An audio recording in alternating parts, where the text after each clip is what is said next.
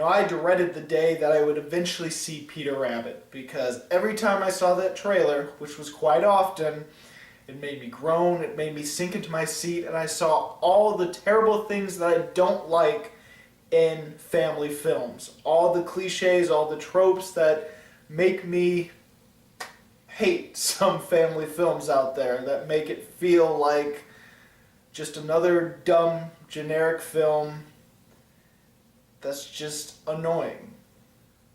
I never would have imagined that Peter Rabbit that week would be the best film that I saw that weekend. That doesn't mean I liked it. It just means that it's better than the other crap that came out that weekend. And no, I have not seen 50 Shades Freed. I can't imagine it being better than Peter Rabbit, though.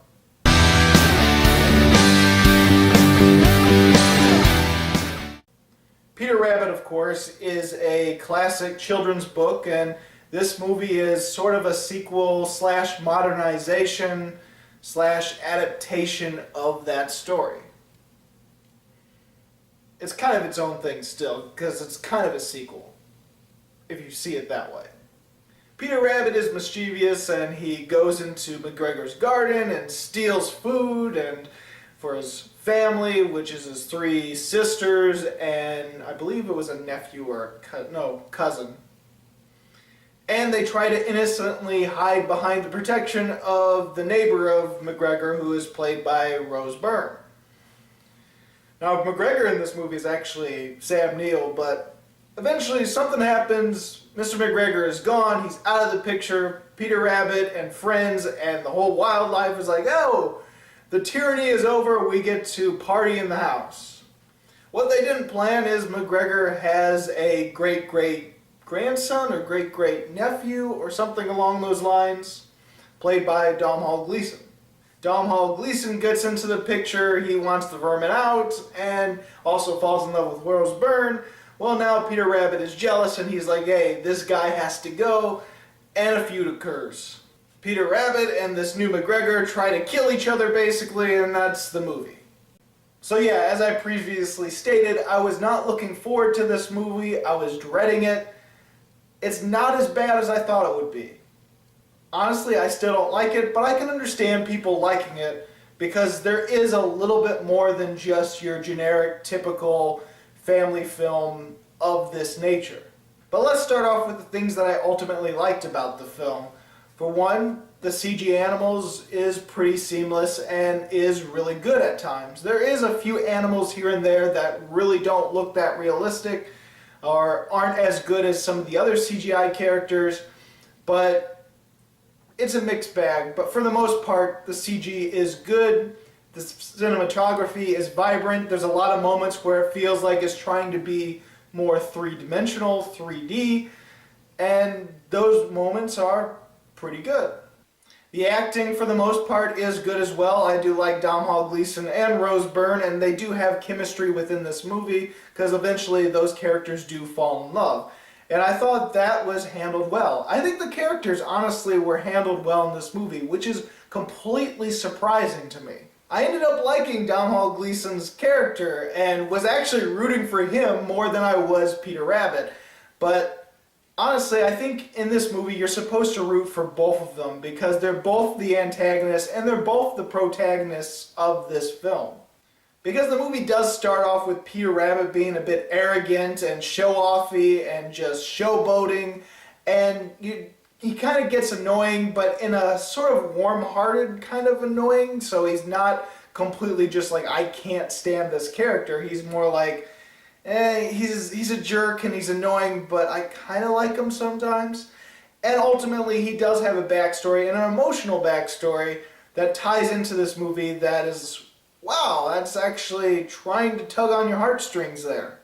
And you kind of get that with Domhnall Gleeson's character when he's introduced, because he's first introduced as this manager of a toy shop, and he is very particular. He needs everything precise and in a certain way. He's meticulous, and he comes off as in a way where you think, okay, this is going to be your very controlling, very manipulative character, but there's some quality of it where it's, I can understand it, And I do like him being that way, and then at the same time, he's trying to get a promotion, and he deserves the promotion for how meticulous he is. And he doesn't get it, and he goes batshit crazy, and you feel for the guy because, yeah, the person who does get it, who's lazy, doesn't want the promotion, I'd give it to that guy instead. I'd give it to Domhnall Gleeson. And definitely with how the movie ends, which I don't want to give away, I don't want to spoil, it's definitely very clear that you're supposed to care for both of these characters. Both of them are their own protagonists and antagonists in this film. Unfortunately for me, I cared more about Domhnall Gleeson's character, and I didn't care about Peter Rabbit all that well. But if you find yourself rooting for both of them, you might end up liking this movie a lot more than I did. I know I talked about the CG in this film, but there's some animation in this movie that is spectacular because it's done in a way that is supposed to look more like the illustrations in the classic storybook. And they look like it, they're really well animated, and they're easily one of the most fantastic parts visually in this film. And I will admit that there are a few moments that I found charming and a few comedic moments that I thought were good, and I did laugh at least once, maybe twice in this movie. And there are a few scenes that looked completely horrible in the trailer that turned out to be not so bad and kind of good.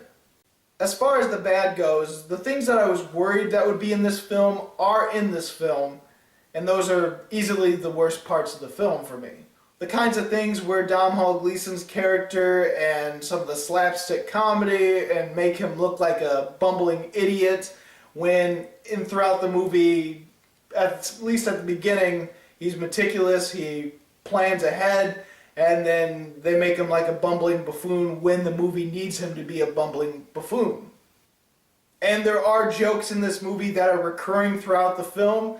Almost all the recurring jokes that are done multiple times are some of the weakest jokes for me, and I found dreadful. Some of the things that people love is some rooster joke, and also this deer in the headlights joke.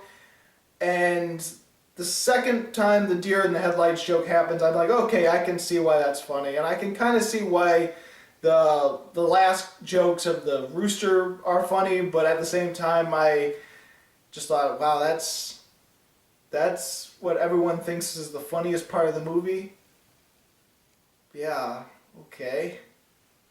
Now the movie does try to be a little bit meta, and it tries to be self-aware and poke fun of it itself, but some of the jokes, well, most of the jokes that recur around that type of humor is done in the most obvious ways and the most reused ways for movies that poke fun of itself and are self-aware. It's all the same jokes that you see in all other comedies like that. And for me, it wasn't anything new, it wasn't anything that charming, and it didn't work for me. Granted, there are a few self-aware jokes that I thought were good and were clever, but I can count on my hand how many of those jokes were clever, and most of it was just typical self-aware humor that isn't all that funny. And of course, like many family films and a lot of children's films and a lot of really dumb comedies, a lot of the jokes are completely explained through dialogue. It's the kind of jokes where a joke happens and then a character explains that joke so that the audience can understand the joke even though they already understand the joke and are supposed to be laughing at the fact that the character's explaining the joke.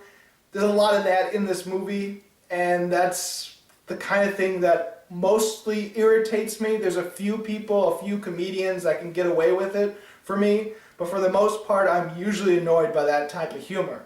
And there's a lot of that in Peter Rabbit. At least I felt there was a lot of it.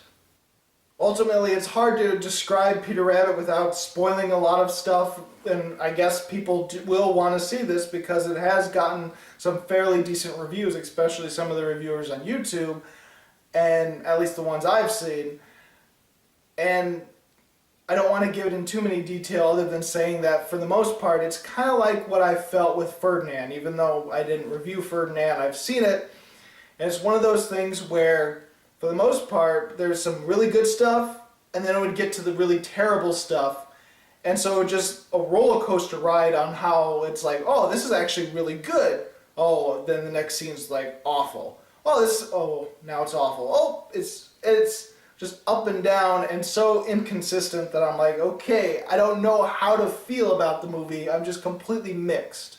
Now, if I were to judge Peter Rabbit off of completely subjective and just my pure enjoyment of the film, it would be closer to 1.75 or something like that. It's like almost a meh, not quite a meh. Meh would be like a 2, which is kind of a forgettable film that's just kind of good. But there is some things that I can objectively say, that's actually pretty good, and oh, that's actually really clever. There's a few things here and there, a few things that I judge on a movie that do have a decent score, so ultimately I'm giving Peter Rabbit a little bit more of a boost. I'm giving Peter Rabbit 2.5 stars. Almost good movie for me, not quite there. But everyone in the theater seemed to enjoy it. There was a lot of laughter in my screening for it. Honestly, I wouldn't recommend Peter Rabbit to people because Paddington 2 is still in theaters in my hometown, and it could be in other people's hometown too still. And I would say, yeah, go see Paddington 2. Paddington 2 is almost a perfect family film. Peter Rabbit's just an okay family film that could possibly be pleasant to some people, or a good majority of people, but Paddington 2 is freaking amazing.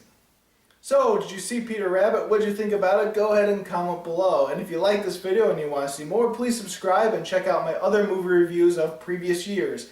As always, this is Bruce Gifford, and this was Just My Opinion.